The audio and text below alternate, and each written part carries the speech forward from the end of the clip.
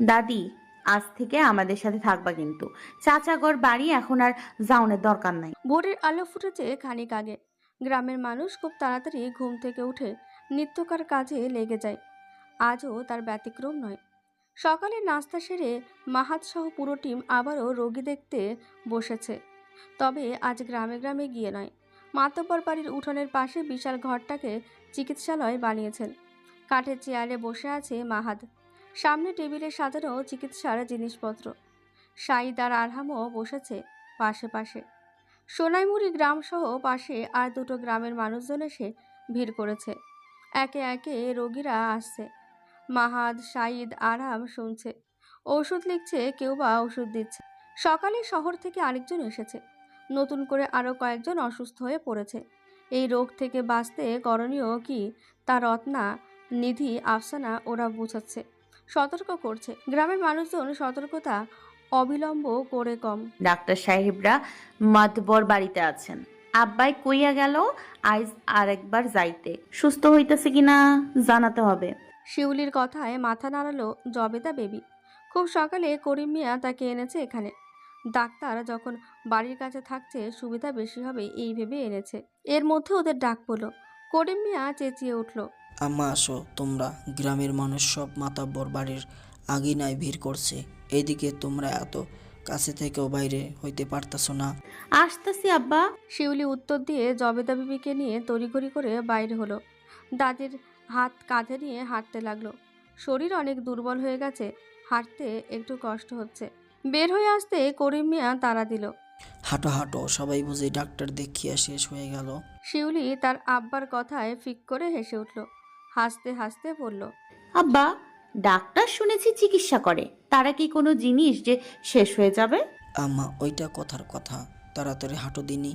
শিউলি মাতবর বাড়ির আঙিনায় এসে থেমে গেল। উঠোনে পা দেবে এমন সময়ই জানালার ফাঁক দিয়ে মাহাতকে নজরে পড়ল। সাদা অ্যাপ্রন আর গলায় টেথোস্কোপ, রোগীদের সঙ্গে কথা বলছে এমন দৃশ্য দেখা যাচ্ছে। কিছুটা অবাক হয়ে সে এবার করিম মিয়াকে ফিসফিস কণ্ঠে শুধায়, আব্বা, উনি কি ডাক্তার সাহেব? কাল দেখলি না? হ, দেখেছিলাম কিন্তু। বলতে গিয়েও থেমে গেল সে।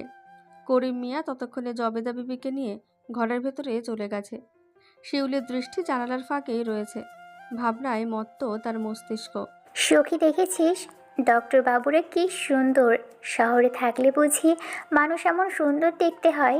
কেমন সুন্দর পোশাক, এমন তো আগে দেখিনি কখনো। শিউলি হুট করে মালার কণ্ঠ শুনে জানালা থেকে নজর সরিয়ে তার দিকে চাইল। মালা নিজেও জানালার দিকে তাকিয়ে আছে। এবার নজর শিউলির পানে দিল। উত্তর না পেয়ে আবারও শুধালো, ডক্টর আপারাও কি সুন্দর, আমাদের সাথে মিল এনাও নাই। কথা কয় সুন্দর করে, কিছু বুঝি আবার কিছু বুঝি না, কিন্তু শুনতে ভালোই লাগতেছে। তারা ডাক্তার, পড়াশোনা মেলা করেছে, সুন্দর কথা তো হবেই। চল ভিতরে যাই। মালা শিউলির হাত টেনে নিয়ে যাচ্ছিল, কিন্তু ও গেল না, থেমে গেল সেখানেই। মালার হাত থেকে নিজের হাত ছাড়িয়ে বলল, তুই রোগী যে, তাই যাবি, অকারণে গেলে বিরক্ত হলে বকবে তখন।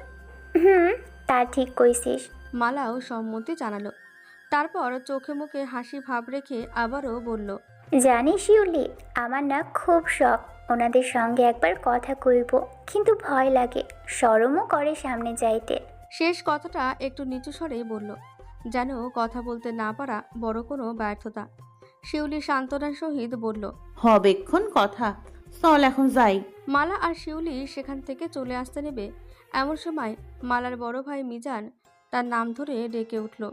শিউলি, তোরে করিম চাচা ডাকতেছে। দাদির শরীরটা হঠাৎ করে বেশি খারাপ লাগতেছে। শিউলি শোনা মাত্র তড়িৎ গতিতে ঘরের ভেতরে ছুটে গেল। দিক বেদিক ভুলে বসল। অজানা ভয় ক্ষণিকের জন্য মনে জেঁকে বসেছিল। হুট করে হন্তদন্ত হয়ে কারো আগমনে সকলের সামনে চাইল, কেবল মাহাত ব্যতীত। কাজের সময় তীব্র শব্দ তার কাছে বিরক্তিকর লাগলো। প্রস্তুতি নিল কিছু কড়া কথা শোনাবে বলে। মাথা উঁচিয়ে অধর থেকে শব্দ ছুটতে যাবে তার আগেই অধরখানা স্তব্ধ হলো। সামনে সে সোনার কন্যা দাঁড়িয়ে আছে। বৃদ্ধাকে নিয়ে ব্যস্ত সে, মনোযোগ আশেপাশে নেই।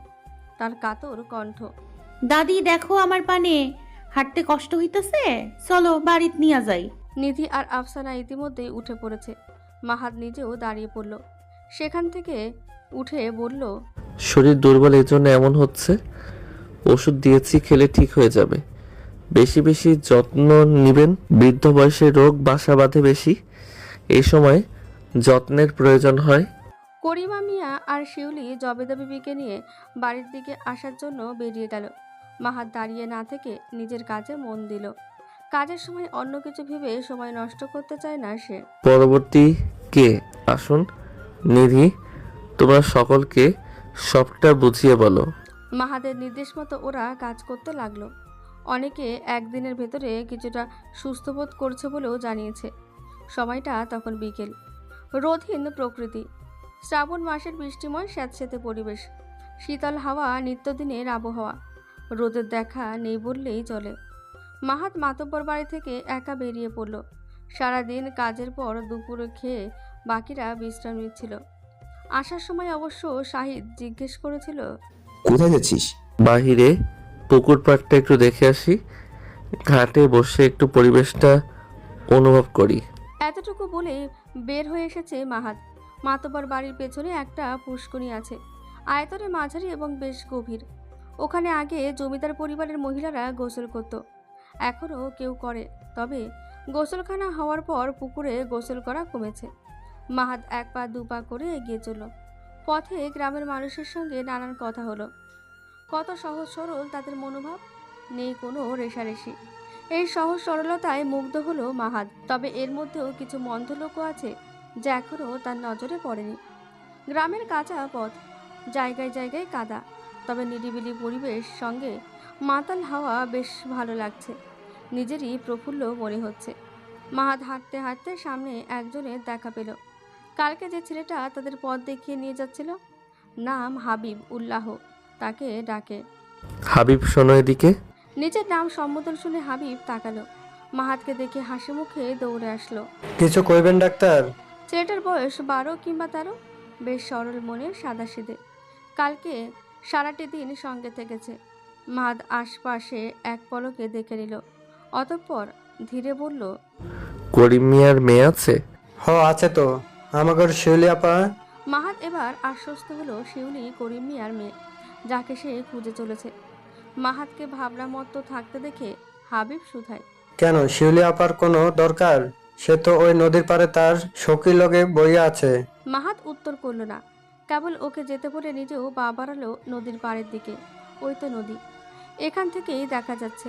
সেখানে বিশাল মেহগনি গাছটা দাঁড়িয়ে আছে, নাই ফুল ফল আছে, কেবল পাতায় ভরপুর, যা হাওয়ায় দুলছে। মাহাত এসে দাঁড়ালো নদীর পাড়ে। শিউলি আর মালা তার থেকে সামান্য দূরে বসে আছে।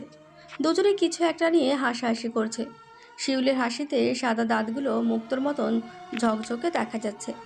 মনে হচ্ছে যেন মুক্ত ঝরছে হাসিতে। অধর জুড়ে বসবাস করা শব্দগুলো প্রকাশ পাচ্ছে ভীষণ আনন্দে। মাহাত আশেপাশে আরেকবার নজর বুলিয়ে নিল। আরও একদিন পেরিয়ে যাওয়াতে নদীর পানি পাড় থেকে নেমেছে একটু। ভরা নদীর জল থই থই করছে। এদিকটায় কেউ নেই, তবে ওপাশে নদীর ঘাটে দুজন মাঝিকে দেখা যাচ্ছে। শিউলি আর মালা মাহাতকে লক্ষ্য করেনি। ওরা দুজনে নিজেদের মতো করে গল্পে মেতে আছে।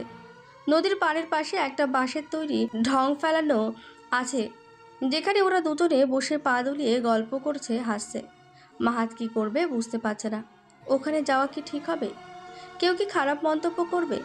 মেয়েগুলোকে বা কি বলবে? আর তারা বা কি ভাববে?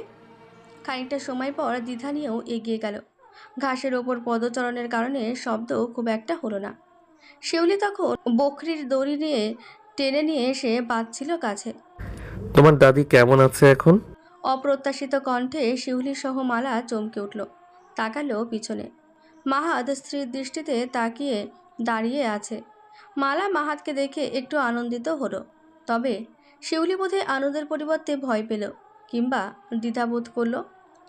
তার চোখে মুখে তেমনটাই ফুটে উঠল। শাড়ির আঁচল টানতে চাইল, কিন্তু কোমরে গুজে রাখার জন্য সময় পেল না যেন। মাহাত ওর অস্বস্তি বুঝতে পেরে সরে আসতে নিল, বলল, আমাকে ভয় লাগছে? তাহলে চলে যাচ্ছি। আমি শুধু এদিকটাই ঘুরতে এসেছিলাম মাত্র। না না না, সমস্যা নেই, আপনি থাকবার পারেন। শিউলি ছোট উত্তরে মাহাত দাঁড়িয়ে গেল। তার মিনমিনে কণ্ঠ যেন মধুর শোনালো। মালা উচ্ছ্বসিত হয়ে বলল, ডাক্তারবাবু, ও আসলে অচেনা পুরুষ মানুষের সামনে কম যায়, সেখানে কথা কইতে আরও দ্বিধাবোধ করে। কিন্তু আপনি তো গ্রামের মানুষদের সেবা করতে আইছেন, আপনারা ভালা মানুষ। মাহাত কিঞ্চিত হাসার চেষ্টা করলো, নজর শিউলির নিভু নিভু চোখের দিকে। পুরনো একটা মিশ্রিত রঙের শাড়ি শরীরে জড়িয়ে আছে, কোমরের আঁচল গুজে রাখা, চুলগুলো লাল ফিতে দিয়ে ফুল করে বিনুনি বেঁধে রাখা। মাহাতের এমন নিষ্পলক দৃষ্টি শিউলির মনকে প্রশ্নবিদ্ধ করলো, যার উত্তর মিলছে না। সে এবার এগিয়ে আসলো, সাহস সঞ্চার করে বলল, দাদি তহনের থাইকা সুস্থ আছেন। মাহাত শুনল, তারপর আর কিছু না বলে পিছু করল। খানিকক্ষণ নদীর দিকে তাকিয়ে রইল। জল থই থই করছে, নৌকা বয়ে চলেছে এঁকে বেঁকে। সেই চরণ যেন উপভোগযোগ্য লাগছে। শিউলি কয়েকবার আর চোখে তাকিয়েছে মাহাতের দিকে। দেখতে সুদর্শন পুরুষ, চুলগুলো সামান্য কোকড়ানো এবং অগোছালো, তবুও সৌন্দর্যে ভরপুর। ছোট ছোট দাড়ি গোফে মুখে ফুটে উঠেছে পরিণত পুরুষালী আবহ। হাতের কবজিতে থাকা ঘড়িটা কাঁপতে ধরে আছে, যে কেউ দেখলেই এক দেখাতে পছন্দ করে ফেলবে। মারা কানের কাছে ফিসফিস করে মাহাদেরী সৌন্দর্যের বর্ণনা দিয়ে যাচ্ছে। পরনের শার্ট আর প্যান্ট, শুভ্র রং মানিয়েছে সুন্দর চামড়ায়। এমন পোশাক গ্রামের কেউ পরে না, পাওয়া যায় না বলা চলে। মাহাত বুকের মাঝ থেকে ভাঁজ করে রাখা হাতটা নামালো, চোখ বন্ধ করে একটা দীর্ঘ নিঃশ্বাস ছেড়ে আবারও তাকালো পিছনে। টের পেলেও পিছনে থাকা মানুষ দুটো বাড়ি যাওয়ার প্রস্তুতি নিচ্ছে। মাহাত খানিকটা সামনে গিয়ে দাঁড়ালো। শিউলি সবটা কেবল আর চোখে দেখে যাচ্ছে। মালা ওর দুটো বকরি নিয়ে আগে চলল। শিউলি এক হাতে বকরি আর এক হাতে কঞ্চি নিয়ে কয়েকটা হাঁসকে দিয়ে নিয়ে যাচ্ছে। তবে আর কেমন যেন লাগছে। সামনের মানুষটা দাঁড়িয়ে আছে আর আবার বারবার তাকাচ্ছ। শিউলি যাওয়ার পথে মাহাতের কাছাকাছি হলো, কেমন যেন নিজের ভেতরে শীতলতা অনুভব করলো। লোকটা স্থির হয়ে দাঁড়িয়ে রইল। আমায় কি ভয়ঙ্কর দেখতে? শিউলির পাজোড়া থেমে গেল। এমন প্রশ্নে থতমত খেল। ঘাড় ঘুরিয়ে মাহাতের দিকে তাকিয়েই আবার নজর নিচু করে নিল। এমন প্রশ্নের কারণ কিছু আন্দাজ করতে পেরে মিথ্যা প্রমাণ করতে তড়িৎ গতিতে উত্তর দিল, না না না, আপনি তো সুন্দর মালা কইতাছিল। তুমি বলছো না? শিউলি লজ্জা পেল সামান্য, মাথা উঁচু করে তাকালো একবার। চোখাচোখি হতে সে দৃষ্টি ফিরিয়ে নিল। মিনমিনে কণ্ঠে পড়ল, আপনি সুন্দর জানি, আর আমিও মানছি। আমার থেকেও তুমি বেশি সুন্দর, একদম সোনার কন্যা। শিউলির দৃষ্টি বড় বড় হলো।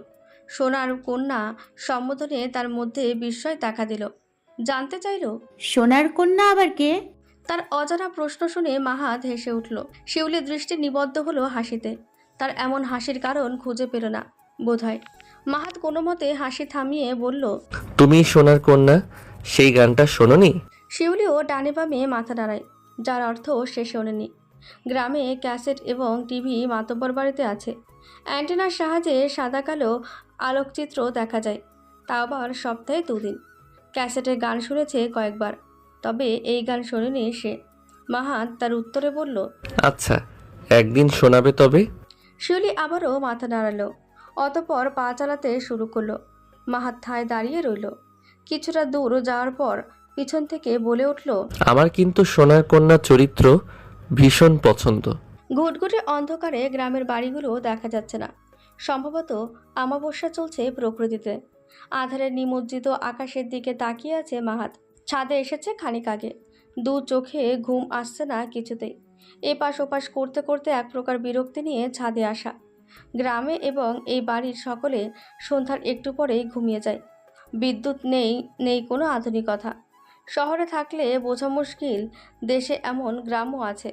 মাহাত প্যান্টের পকেট থেকে একটি জিনিস সামনে ধরল। অন্ধকারেও চোখের সামনে নুপুরটি দৃশ্যমান হলো। নদীর ঘাটের আম গাছের নিচে সেই সোনার কন্যার পা থেকে খুলে পড়া নুপুরটি কুড়িয়ে যত্নে রেখেছিল পকেটে। অথচ কত জিনিস রাস্তাঘাটে পড়ে থাকলেও মাহাত হাতে নেয় না। আজ কি হলো তার? পায়ের জিনিস এত যত্ন! মাহাত নিজের ওপর নিজেই বিস্মিত হলো। এটা কি বাড়াবাড়ি হচ্ছে না? ডাক্তারি পড়ার মাঝেও ও নন একাডেমিক বইও পড়তো প্রচুর। ঘরের কোণে একটা লাইব্রেরি আছে, যার সবটা জুড়ে শত শত বই। তবে হুট করে মনে বাঁধা বইয়ের চরিত্র কেন বাস্তবে মিল পাচ্ছে? কেন সেটাই মনে হচ্ছে। প্রেক্ষাগৃহে দেখা সিনেমার গানটাই কেন বারবার তার সঙ্গে মিলাতে যাচ্ছে সে। কে ওখানে?